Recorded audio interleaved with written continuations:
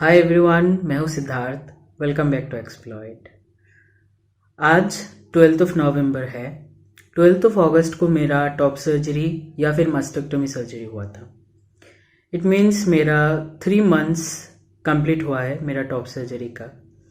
तो आज इस वीडियो में मैं वो सारी चीज़ें, सारे मेरे एक्सपीरियंसेस, सारे अच्छे एक्सपीरियंसेस और बुरे एक्सपीरियंसेस, मैं सब कुछ इस वीडियो में शेयर करने वाला हूँ। मैंने कैसे स्टार्ट किया, कैसे मैंने सर्जरी प्लान किया, कैसे मैंने ट्रैवल प्लान किया, फिर कैसे डॉक्टर से कांटेक्ट किया, कौन से डॉक्टर मेरा सर्जरी किया, और पैसे कैसे मैंने इंतज़ाम किया, वो सब कुछ मैं इस वीडियो में मैं शेयर करने वाला हूँ। एंड ऑफ कोर्स मेरा जो सर्जरी कैसा था, उसका रिज़ल्ट कैसा है, वो सब कुछ मैं इसमें बताने वाला हूँ। डॉक्टर का नाम मैं वीडियो का बाद में बताऊंगा। पहले मैं बोलता हूँ कि मैं सर्जरी क्यों सोचा, कब से सोचा सर्जरी कराऊंगा। सो जो टॉप सर्जरी है या फिर जो मस्टेक्टोमी सर्जरी है, वो बेसिकली अगर आप अनकंफर्टेबल फील करते हो आपके टॉप पार्ट को लेके, या फिर आपको ऐसा लगता है कि शायद वो नहीं हो तो मुझे और भी अच्छा फील होगा, मेरे बॉडी के साथ मुझे कंफर्ट फील होगा, तो आप टॉप सर्जरी के लिए आप सोच सकते हो। अगर आपको लगता है कि नहीं, मुझे नहीं चाहिए सर्जरी, मैं ठीक हूँ मेरे बॉडी के साथ, तो ठीक है। तो अगर आप ट्रांसमैन हो या फिर एक ट्रांस पर्सन भी हो, या फिर आप कोई भी एक व्यक्ति हो, तो आपको किसी भी टाइप का सर्जरी में जाने के लिए कोई ज़रूरत नहीं होता है। मैंने इसलिए सर्जरी कराई क्योंकि मुझे अनकंफर्टेबल, या फिर मैं बोल सकता हूँ कि मुझे बहुत ज़्यादा डिस्फोरिया था मेरा टॉप पार्ट को लेके, तो इसलिए मैं सर्जरी पे गया। अदरवाइज़ अगर मैं सर्जरी नहीं भी कराता हूँ, फिर भी आई एम ए मैन, ठीक है। तो सेकेंडली ये है कि मैंने कब से सर्जरी कराऊंगा या फिर कैसे मैंने प्लान किया। तो फर्स्ट ऑफ ऑल मैंने जितने सारे ट्रांस भाई लोग या फिर जितने सारे पर्सन हैं जो मस्टेक्टोमी सर्जरी कराए हैं, मैंने उन सब से बात किया। उन सब का रिज़ल्ट मैंने उनसे पूछा कि कैसा है कैसा नहीं है। फिर मैंने बहुत सारे डॉक्टर से भी बात किया। उसके बाद मुझे एक डॉक्टर का बहुत ज़्यादा मुझे उनका जो जितने सारे उनके पास सर्जरी कराए थे, उन्होंने रेकमेंड किया कि उसी डॉक्टर से तुम कराओ, वो अच्छा डॉक्टर है। उनके बारे में बहुत सारे पॉजिटिव रिव्यूज़ भी आए थे। तो इसलिए मैंने सोचा कि उस डॉक्टर से मैं बात करूं। फिर मैंने डॉक्टर को कॉल किया, डॉक्टर से मैंने 2-3 बार फ़ोन पे बात किया, क्योंकि वो दिल्ली का डॉक्टर है और मैं रहता हूँ नॉर्थ ईस्ट पे। त्रिपुरा से मैं हूँ और मैं कोलकाता में रहता हूँ, क्योंकि मेरा जॉब कोलकाता में है। तो इसलिए दिल्ली में मुझे उस तरह से जाके उनके चैम्बर विज़िट करना पॉसिबल नहीं था। तो इसलिए मैंने उनसे फ़ोन पर ही बात किया 2-3 बार। तो पहले तो मैंने उनसे जानने का कोशिश किया कि वो कितना चार्ज करते हैं सर्जरी के लिए, और कितने दिन रहना वहाँ पे होता है, और किस मतलब उनके हिसाब से रिज़ल्ट कैसा है, बाकी सारी चीज़ें। तो उन्होंने मेरे को बोला था कि उनका जो सर्जरी कॉस्ट है वो 1.3 या फिर 1.25 ऐसा कुछ है, मतलब 1,30,000, 1,30,000, या फिर 1,29,000, 1,25,000 ऐसा है। जहाँ पे मैंने बाकी और 2-3 डॉक्टर से मैंने बात किया था, उन्होंने बस 1 लाख या फिर कोई कोई 75,000, कोई कोई 65,000 ऐसा टॉप सर्जरी के लिए चार्ज करते हैं। तो मैंने थोड़ा परखने के लिए सोचा, मैंने थोड़ा टाइम लिया कि मैं सोच के देखूं, और उतना टाइम पे मैं पैसों का भी और ज़्यादा इंतज़ाम कर सकता हूँ। तो इसलिए मैंने और भी कुछ महीने टाइम लिया सोचने के लिए मैं जाऊँ, इतने पैसे खर्चा करूँ या ना करूँ। फिर मैंने एक बात मैंने समझा कि अगर मैं ज़्यादा पैसा खर्चा कर रहा हूँ तो वो मेरे हेल्थ के लिए कर रहा हूँ। मैं हेल्थ के साथ कोई कंप्रोमाइज़ नहीं करना चाहता हूँ। अगर यहाँ पे मैं 50,000 ज़्यादा भी दे रहा हूँ किसी डॉक्टर को या फिर 1 लाख ज़्यादा दे रहा हूँ, मुझे उसी तरह का मुझे सर्जरी रिजल्ट चाहिए, उसी तरह का मुझे सर्विस चाहिए, उस तरह का ही ट्रीटमेंट मुझे चाहिए डॉक्टर से। क्योंकि मैं ज़्यादा पैसा, डबल पैसा मैं पे कर रहा हूँ वो डॉक्टर को। तो वो सब मैंने सोचा। फिर मैंने तैयार हुआ कि मैं उसी डॉक्टर से करवाऊँगा जो ज़्यादा चार्ज ले रहे, और मुझे बहुत सारे ट्रांस पर्सन ने उनके बारे में बहुत सारे पॉजिटिव रिव्यूज़ भी दिए थे। तो इसलिए मैंने उनसे सर्जरी कराने का मैंने फ़ैसला लिया। फिर मैंने कुछ पैसे सेव किया, क्योंकि मैं एक जॉब करता हूँ तो वहाँ से मैंने कुछ पैसा सेव किया। कुछ मेरे फैमिली ने मुझे हेल्प किया, कुछ मेरे बहुत सारे फ्रेंड्स मुझे थोड़ा बहुत हेल्प किया क्राउड फंडिंग के ज़रिए। और मैं बहुत शुक्रगुजार हूँ उन लोगों का कि उन लोगों ने मुझे, इतने सारे लोगों ने मुझे हेल्प किया है। तो वो सब मिला के मेरा जो सेविंग्स है, मैंने पूरा खर्चा कर दिया सर्जरी के लिए। सब कुछ मिला के मैंने अप्रॉक्सीमेटली मैंने 2 lakhs ऐसा मैंने इकट्ठा किया, और मैं सर्जरी के लिए रेडी हुआ जाने के लिए। क्योंकि मुझे कोलकाता से दिल्ली तक ट्रैवल करना था, तो मैंने सोचा कि अगर मैं फ़्लाइट में टिकट लूँगा तो शायद मुझे वहाँ पे बहुत ज़्यादा पे करना पड़ेगा, और ट्रेन का ऑप्शन बहुत ज़्यादा मैंने फिजिबल समझा, और ट्रेन अवेलेबल भी था। तो मैंने कोलकाता से दिल्ली तक मैंने एसी ट्रेन बुक किया, और मैं और मेरी एक फ्रेंड, हम दोनों दिल्ली के लिए निकल पड़े कोलकाता से।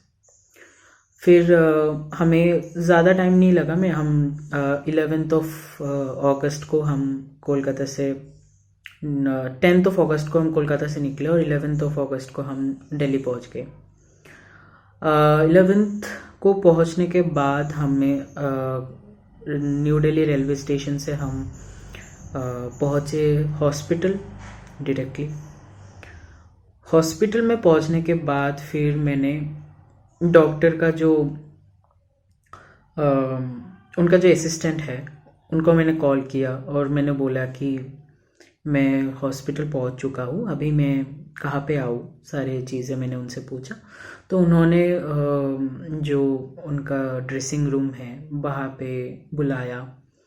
वहाँ पे एक चैम्बर में उन्होंने मुझे बिठाया। वहाँ पे उन्होंने बोला कि डॉक्टर साहब अभी आ रहे। तो डॉक्टर वहाँ पे आए, और बहुत अच्छी तरह से डॉक्टर ने बात किया। डॉक्टर ने पहले मुझे पूछा कि तुम्हें क्या क्या क्वेश्चंस है, तुम पूछ सकते हो मुझसे।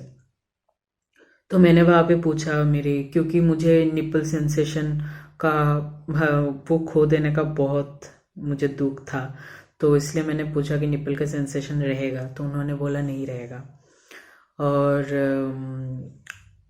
क्योंकि मैं सेंसेशन मैंने खो दिया, तो उसके लिए मुझे बहुत ज़्यादा दुख है, लेकिन मुझे डिस्फोरिया के साथ नहीं जीना था, तो इसलिए मुझे सर्जरी कराना ही था। तो इसलिए मैंने डॉक्टर से अच्छी तरह से पूछा कि किसी भी तरीके से सेंसेशन वहाँ पे रहे ऐसा। तो डॉक्टर ने बोला कि ठीक है, मैं एक बार तुम्हारा जो साइज़ है वो देख लेता हूँ, फिर मैं देखता हूँ कि की होल होगा या डबल इंसिशन होगा। तो उन्होंने देख के बोला कि डबल इंसिशन ही होगा। तो डबल इंसिशन हुआ। डबल इंसिशन के लिए उन्होंने प्रेस्क्राइब किया। फिर उन्होंने बोला कि आपको यहाँ पे रहना होगा 10-15 दिन के लिए दिल्ली पे रहना होगा, और मैंने वही सोच के वहाँ पे गया था। मैं 19 डेज़ का ऑफिस से लीव लिया था रहने के लिए वहाँ पे। तो और उन्होंने कुछ ब्लड टेस्ट उन्होंने प्रेस्क्राइब किया जो मुझे उसी दिन कराना था। फिर जो असिस्टेंट है डॉक्टर का, उन्होंने बोला कि एक बार जाके हॉस्पिटल में चेक करो, ब्लड टेस्ट का प्राइस वहाँ पे कितने लेते हैं, बोलो कितना चार्ज करते हैं। और उन्होंने दूसरा एक नंबर भी दिया था, वहाँ पे एक बार पूछो कि वहाँ पे कितना लेते हैं, तो जहाँ पे आपको एफोर्डेबल लगेगा आप करा लो। फिर मैंने बाहर से ही कराया क्योंकि हॉस्पिटल में 2-2.5 हज़ार ज़्यादा बोल रहे थे, तो बाहर बाहर से ही मैंने किया ब्लड टेस्ट। फिर ब्लड टेस्ट कराने के बाद फिर वहाँ पे एक बॉन्ड होता है। सर्जरी कराने से पहले आपको बॉन्ड पे साइन करना पड़ता है कि कोई भी तरह का अगर इशू हो, किसी का लाइफ रिस्क का वहाँ पे चीज़ें होते हैं, क्योंकि एक सर्जरी इतनी बड़ी बात है ये। तो एक बॉन्ड साइन करना पड़ता है, तो आपके साथ जो जाते हैं उसको भी साइन करना पड़ता है और आपको भी साइन करना पड़ता है। तो वो बॉन्ड पे साइन करने के लिए मुझे मतलब एफिडेविट निकालना था। एफिडेविट निकालने के लिए मैं बहुत जगह ढूंढा। उस दिन एक्चुअली होली था, इसलिए दिल्ली पे सारे जगह में दुकान बंद थे। और कुछ दूर जाने के बाद मुझे वहाँ पे एक दुकान मिला जहाँ पे एफिडेविट मैंने निकाला वहाँ पे। फिर वो बॉन्ड पे मैंने साइन किया।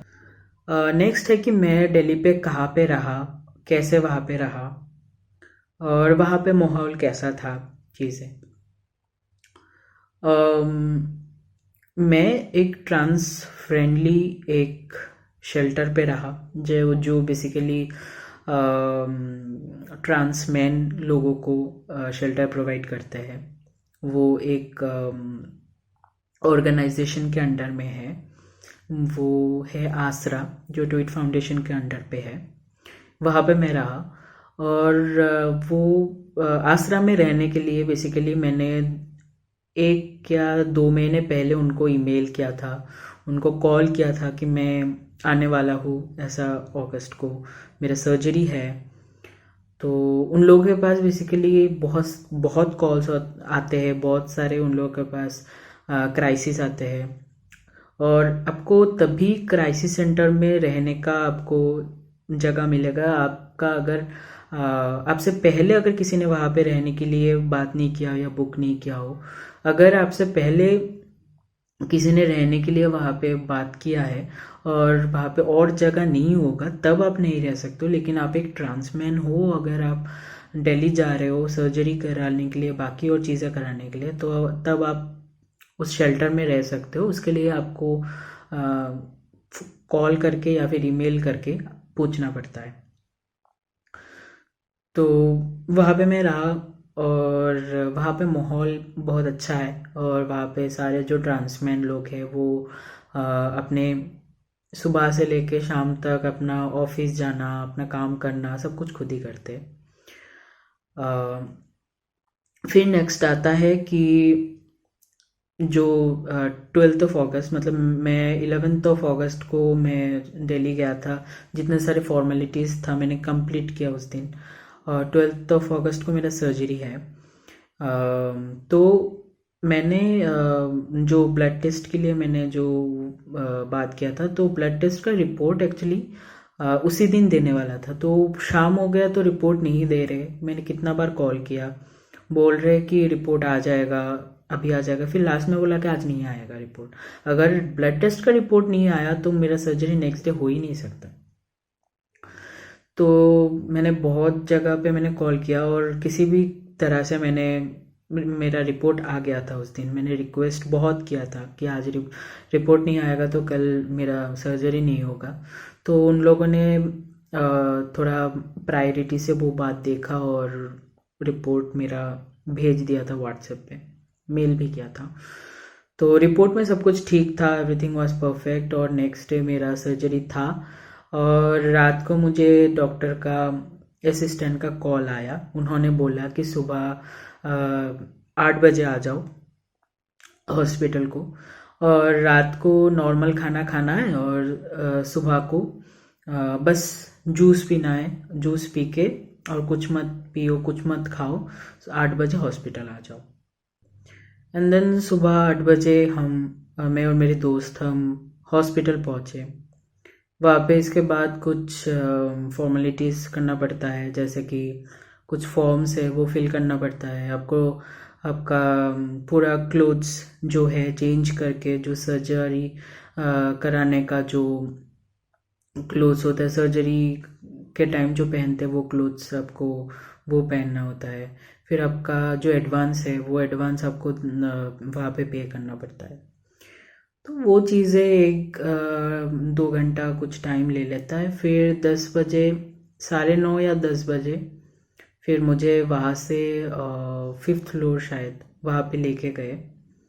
और जो आपके साथ जो आते हैं, आपका फ्रेंड या फिर आपके फैमिली मेम्बर कोई भी हो, तो उनको बोलते हैं कि ग्राउंड फ्लोर में जाके वहाँ पे वेटिंग रूम है, वहाँ पे बैठने। तो वहाँ पे मेरा दोस्त जाके वहाँ पे बैठा और मैं सर्जरी के लिए चला गया। तो मैंने सोचा ठीक है अभी सर्जरी हो जाएगा।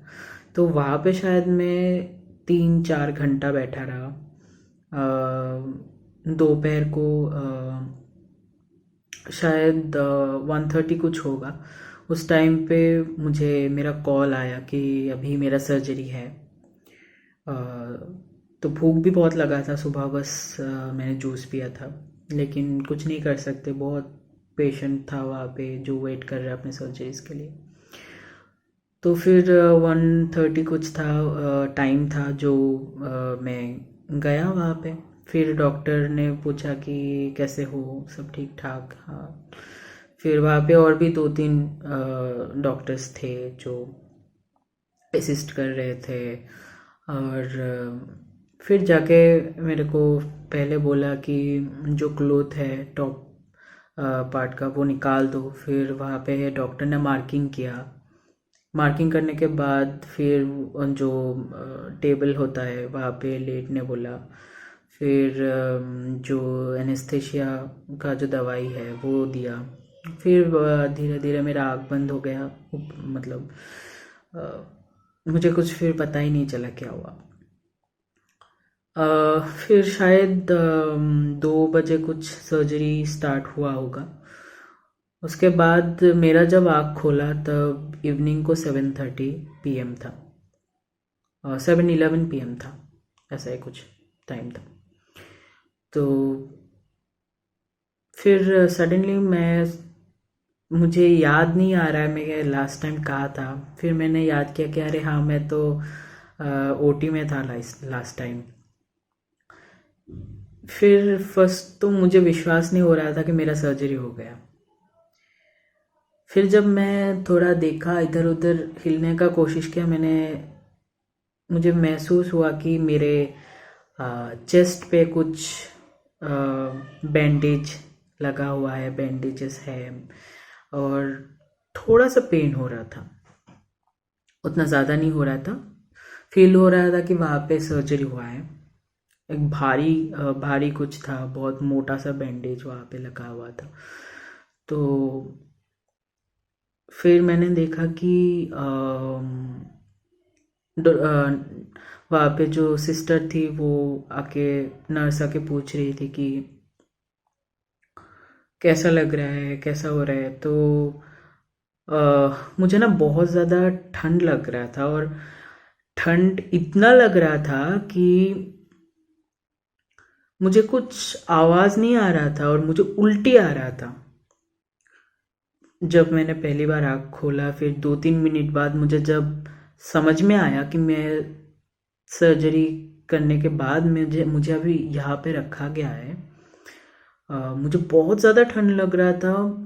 मैं कैसे भी करके मैंने बस उनको समझाने का कोशिश किया कि मुझे ठंड लग रहा है। इतना ठंड लग रहा था कि मैंने बोला ना, मुझे उल्टी आ रहा था, और मतलब मुझे कुछ, मतलब हाथ पैर में हिला नहीं पा रहा था, समझ में नहीं आ रहा था मेरा हाथ कहाँ है, मेरा पैर कहाँ है। फिर उन्होंने फिर मेरा वहाँ पे क्लोथ्स चेंज किया। फिर मुझे 2 कंबल मेरे ऊपर दिया गया, मुझे इतना ठंड लग रहा था। फिर वहाँ से मुझे एक जनरल वार्ड में शिफ्ट किया गया था, जो आफ्टर सर्जरी केयर वार्ड होता है, वहाँ पे शिफ्ट किया गया था। फिर वहाँ पे मेरे साथ जो मेरे फ्रेंड था उसको बुलाया कि आपका फ्रेंड का सर्जरी हो गया है। तो वो वहाँ पे आया और वो बोल रहा था कि डॉक्टर से मैंने मिला, मैं पूछा कि सर्जरी कैसा है, कुछ कॉम्प्लेक्सिटीज़ तो नहीं है। तो डॉक्टर हंस रहा था कि अरे नहीं नहीं, ऐसा मत सोचो, ऐसा क्यों सोच रहे हो, कुछ कॉम्प्लेक्सिटी होगा, सब कुछ ठीक था। फिर बाद में नर्स आए और उन्होंने बोला कि 9:30 को आपको खाना खाना है और खाना हॉस्पिटल से दिया जाएगा। तो उन्होंने कुछ दवाई मेरे को दिया था। मेरा वहाँ पे जो सलाइन है वो चल रहा था और उस पे उन्होंने दवाई दिया था, एंटीबायोटिक्स दे रहे थे क्योंकि बहुत पेन हो रहा था। और बहुत पेन मतलब तब मुझे फील हो रहा था कि जब मुझे वहाँ से जनरल वार्ड में शिफ्ट किया गया था तब मुझे फील हो रहा था कि पेन हो रहा है। तो मुझे लेफ़्ट वाला चेस्ट में फ़ील हो रहा था कि पेन हो रहा है, राइट वाला में मुझे उतना फ़ील नहीं हो रहा था कुछ पेन वेन वैसा कुछ। फिर मैंने देखा कि कुछ ड्रेन लगाया हुआ है, वहाँ पे ब्लड आ रहा है और वहाँ पे ब्लड जमा हो रहा है ड्रेन पे। फिर बाद में डॉक्टर ने बोला कि आपको यहाँ पे नहीं रखा जाएगा, आपको एक पर्टिकुलर एक कैबिन में शिफ्ट किया जाएगा वहाँ पे। फिर वहाँ से मुझे पर्टिकुलर एक कैबिन में शिफ्ट किया गया था और वहाँ पे फिर डॉक्टर रात को एक नर्स शायद वो आई थी, उन्होंने कुछ दवाई दे के गए थे कि अगर उसको रात में वो उठा तो, मैं सो रहा था उस टाइम पे, तो उन्होंने बोला कि ये दवाई उसको दे देना, अगर नहीं उठा तो ठीक है सुबह दे देना। तो फिर मैंने रात को 9 या 9:30 को खाना खाया। फिर बाद में मैं सोने का कोशिश कर रहा था, लेकिन मुझे कुछ टाइम तक नींद नहीं आ रहा था बिल्कुल भी। फिर एक चीज़ हुआ कि मुझे जब जनरल वार्ड से मुझे एक पर्टिकुलर रूम पे शिफ्ट किया गया था, शिफ्ट करने के टाइम मुझे बहुत एक मुझे जो मेरा जो लेफ़्ट चेस्ट मैंने बोला, वहाँ जब वहाँ पे पेन हो रहा था, वहाँ पे मुझे लगा था बहुत ज़्यादा ज़ोर से लगा था मुझे शिफ्ट करने के टाइम, क्योंकि वो जो स्ट्रेचर है उससे शिफ्ट कराया जाता है और उस टाइम पे प्रॉब्लम हुआ था, मुझे डर भी लग रहा था बहुत ज़्यादा। तो ठीक है, ओके। फिर सुबह मैं उठा और वो लोग वहाँ से ब्रेकफास्ट दिए। ब्रेकफास्ट करने से पहले दवाई था, ब्रेकफास्ट करने के बाद दवाई था, दवाई मैंने लिया। फिर उसके बाद मेरा कुछ बिलिंग का कुछ इशू था, वो कंप्लीट हो गया उस टाइम पे। फिर 16 आवर्स या 18 आवर्स सर्जरी के 18 आवर्स बाद मेरा डिस्चार्ज हो गया। फिर वहाँ से मैं वापस शेल्टर में आ गया और शेल्टर में आने के बाद वहाँ पे कोई काम नहीं कर पा रहा था मैं। मेरा जो सारे खाना बनाना, मेरे जो कपड़े धोना और मेरा तब आप 10 दिन, हाँ 10 डेज तक आप सर्जरी के 10 डेज तक आप नहा नहीं सकते हो। तो उस टाइम पे आपका जो बॉडी है वो हाइड्रेटेड रहना बहुत ज़रूरी होता है। तो आप कोई आपका फ्रेंड या फैमिली के मेंबर अगर आपके साथ रहे तो बहुत अच्छा होता है और रहना भी ज़रूरी होता है, क्योंकि उस टाइम पे आप कोई भी काम नहीं कर सकते हो। आपका सारा काम, आपका जो बॉडी है वो जो पानी से वो धीरे धीरे उसको पोंछना, या फिर आपको अगर कुछ चीज़ें चाहिए जैसे कि खाना, उठ के बैठना तो बहुत प्रॉब्लम हो रहा था उस टाइम पे। मैं बैठता था तो सो नहीं पा रहा था, सोता था तो उठ नहीं पा रहा था। तो वो प्रॉब्लम बहुत ज़्यादा है। कोई मतलब 24 आवर्स कोई आपके साथ रहना ही होता है उस टाइम पे। तो सर्जरी जिस दिन हुआ था उसके नेक्स्ट दिन सुबह डॉक्टर आए थे राउंड पे, मिलने आए थे। तो उन्होंने सिखाया था कि किस तरह से ड्रेन्स जो लगा होता है और ड्रेन्स से उसको कैसे खाली करना है, उसके अंदर जो ब्लड जमा होता है उसको कैसे बाहर निकालना है, फिर उसका कैसे रीडिंग आपको देखना है, कितना रीडिंग आ रहा है, फिर उसको कैसे फिर से फिक्स करना है, वो सब कुछ उन्होंने सिखा के गया था। फिर उन्होंने बोला था कि चलते फिरते रहना है, बैठना नहीं है, सोना भी नहीं है, मतलब चलना है। और उस टाइम पे बहुत ज़्यादा पेन हो रहा था, बहुत ज़्यादा। मतलब मैं चल भी नहीं पा रहा था, मैं उठ भी नहीं पा रहा था, मैं सो भी नहीं पा रहा था। जो बेड था वो ऑटोमेटेड था, कंट्रोल्स था मेरे पास बेड को उठाने के लिए, तो वैसे ही मैं उठता था।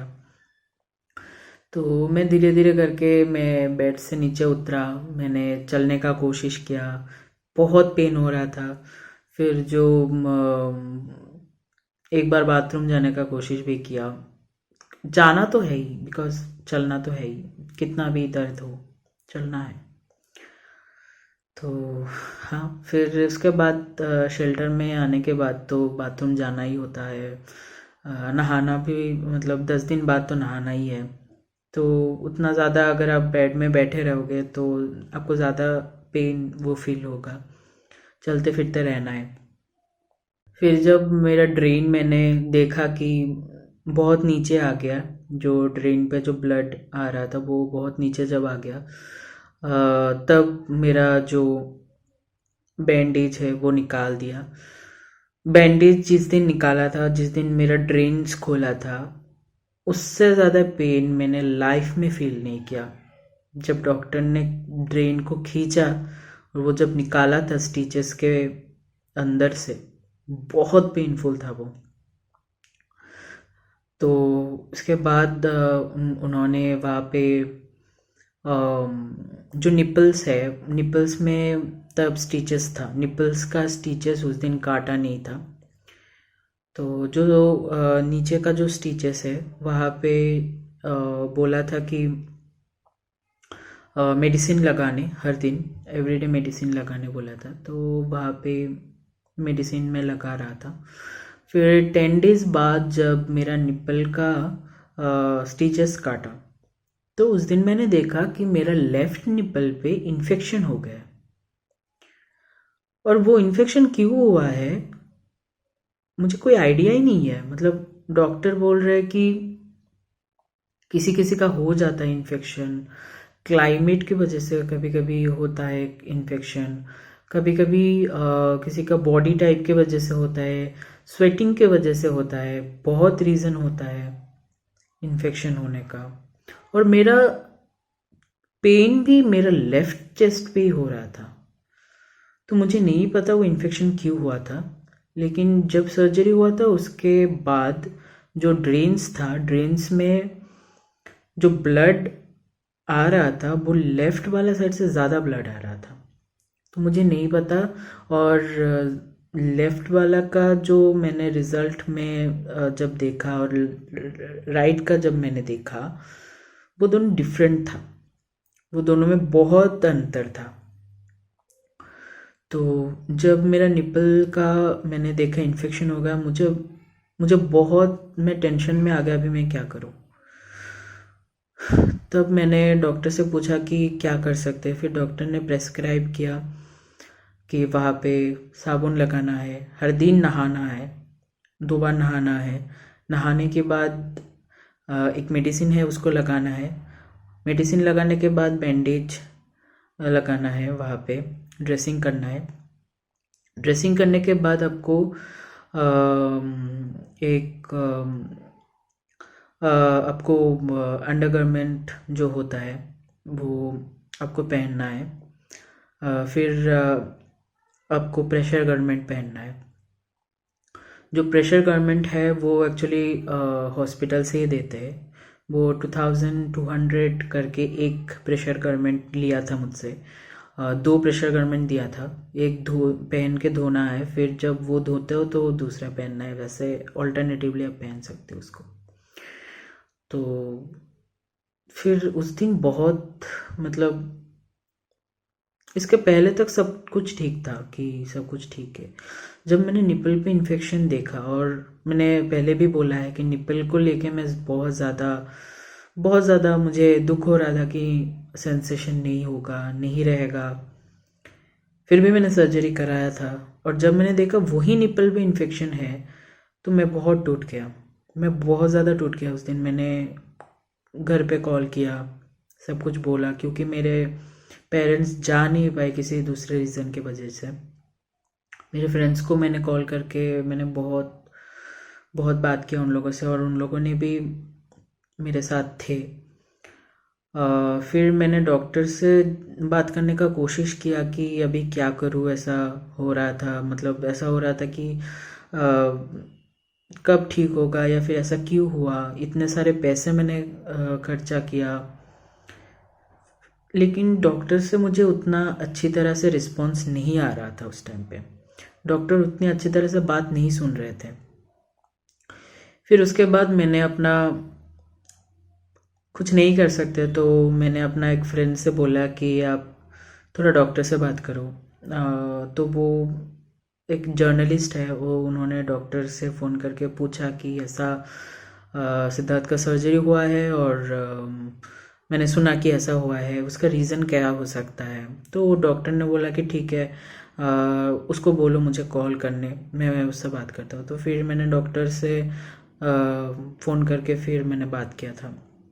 फिर डॉक्टर ने उनको बोला था कि ऐसा कुछ डरने वाला कुछ बात नहीं है, वो कभी कभी हो जाता है किसी किसी का, ठीक हो जाएगा वो।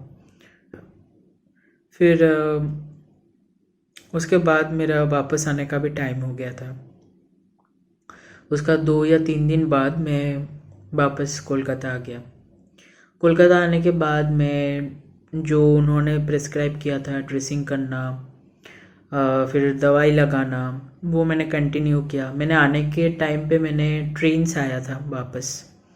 तो ट्रेन से जब आया था तब भी मेरे जो एसी ट्रेन था उतना ज़्यादा मुझे प्रॉब्लम भी ज़्यादा हुआ नहीं है, स्वेटिंग भी ज़्यादा हुआ नहीं है मेरा। तो 4-5 दिन जब गया मैंने देखा कि थोड़ा बेटर है वो जगह, इन्फेक्शन थोड़ा बेटर है। फिर 10 डेज़ 15 डेज़ जब हुआ, 20 डेज़ जब हुआ, मैंने देखा वो जगह धीरे धीरे वो जगह सूख रहा है, वो जगह हील हो रहा है जो इन्फेक्शन था। स्टिचेस में भी थोड़ा सा इन्फेक्शन, लेफ़्ट साइड का ही स्टिचेस में थोड़ा सा इन्फेक्शन हो गया था, वो भी ठीक हो गया। 1 महीने तक मैंने हर दिन ड्रेसिंग किया। तो वो जब ठीक हो गए फिर मैंने उनका जो असिस्टेंट है उनको मैंने पूछा भी था कि अभी शायद लग रहा है ठीक हो गया, तो उन्होंने बोला हाँ वो अभी बेटर है। तो इन्फेक्शन फिर 1 महीने बाद धीरे धीरे सब कुछ ठीक हो गया। जब आपका बॉडी में किसी भी जगह पे स्टिचेस लगता है, या फिर आप वहाँ पे आपको चोट लगता है, या फिर कोई पिंपल होते हैं, एक्नी होते हैं, वो अगर हील होता है तो आपके बॉडी से जो प्रोटीन होते हैं वो बहुत ज़्यादा ज़रूरी होता है वहाँ पे हील होने के टाइम पे। तो हीलिंग प्रोसेस में अगर आपके बॉडी में ज़्यादा प्रोटीन है, वो जगह पे केलॉइड्स हो जाता है। तो मेरे लिए भी ऐसा ही हुआ है, शायद मेरे बॉडी में प्रोटीन ज़्यादा है। तो जब हील हो रहा था और मेरा जो स्टिचेस है वहाँ पे ज़्यादा प्रोटीन बॉडी में होने की वजह से वहाँ पे मेरा केलॉइड्स हो गया।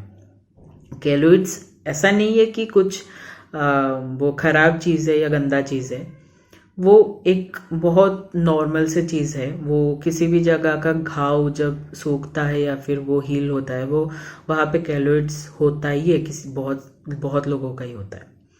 अगर वो आपको अनएट्रैक्टिव लगता है या फिर आपको ऐसा लगता है कि वो क्यों है, तो आप उसको ट्रीट कर सकते हो। उसको आप मेडिकेट या फिर मेडिकेशन के द्वारा आप उसको ठीक करने का आप जा सकते हो। अदरवाइज केलॉइड्स कुछ बुरा चीज़ नहीं है।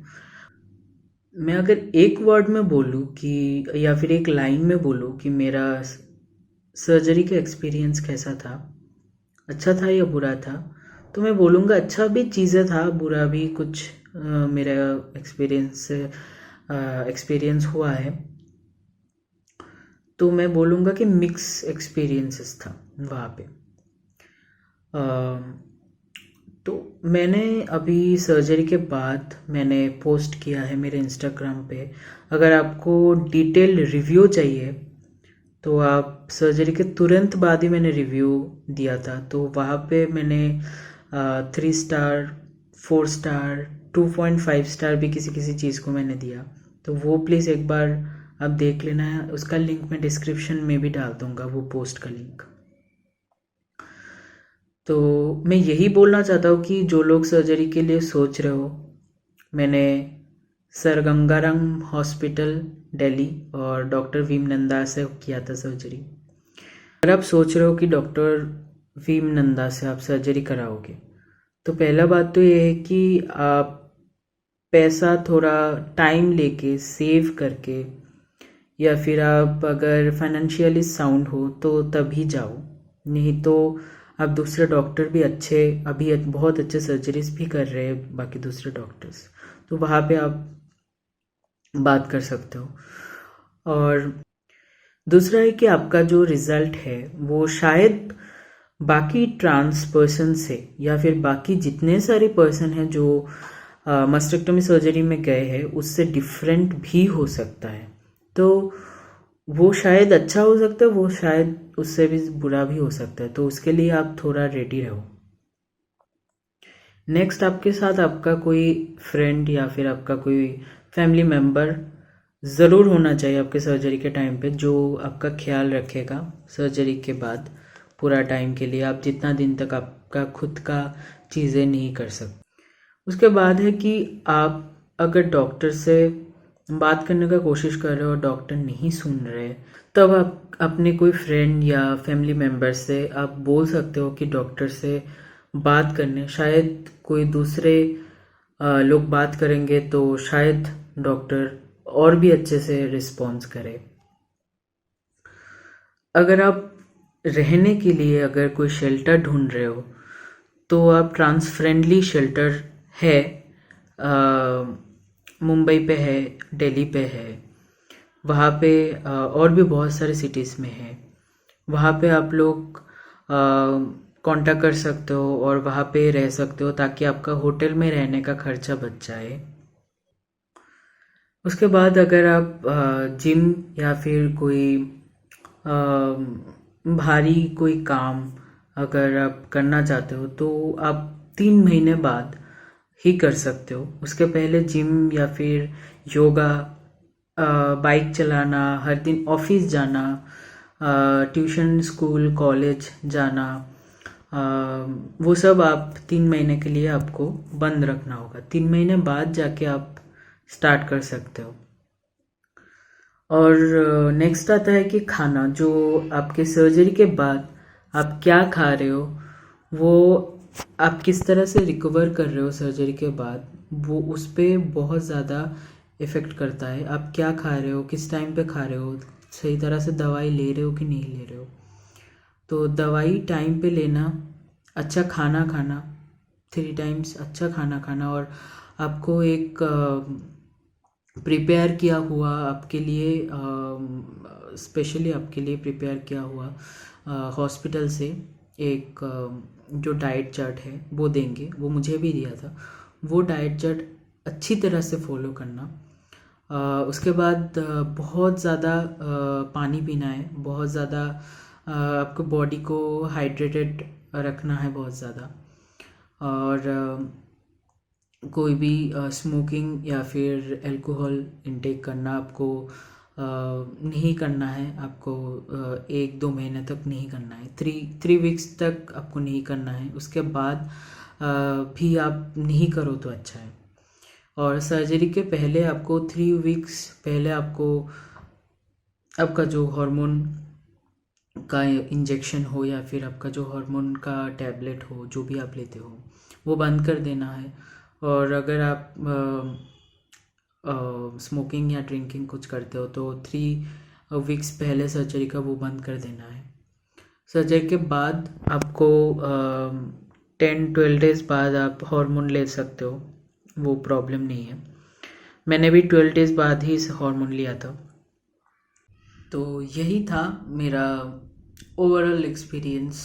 और मैं डॉक्टर से कुछ इस वीडियो के ज़रिए कुछ बोलना चाहता हूँ कि कभी कभी डॉक्टर होते हैं कि सर्जरी होने के बाद पेशेंट का बात नहीं सुनते हैं, ज़्यादा गौर नहीं करते हैं, ज़्यादा इम्पोर्टेंस नहीं देते, बोलते हैं कि ये आपका वहम है या फिर ठीक हो जाएगा, ज़्यादा केयर नहीं करते। तो मैं डॉक्टर से एक रिक्वेस्ट करना चाहता हूँ कि अगर आप लोग थोड़े अच्छे से बात कर लो, थोड़े अच्छी तरह से बिहेव कर लो, तो शायद हम बहुत जल्दी ठीक हो जाएंगे हमारा, क्योंकि रिकवर होना बहुत परसेंटेज तक डिपेंड करता है आप मेंटली कितना स्ट्रांग हो।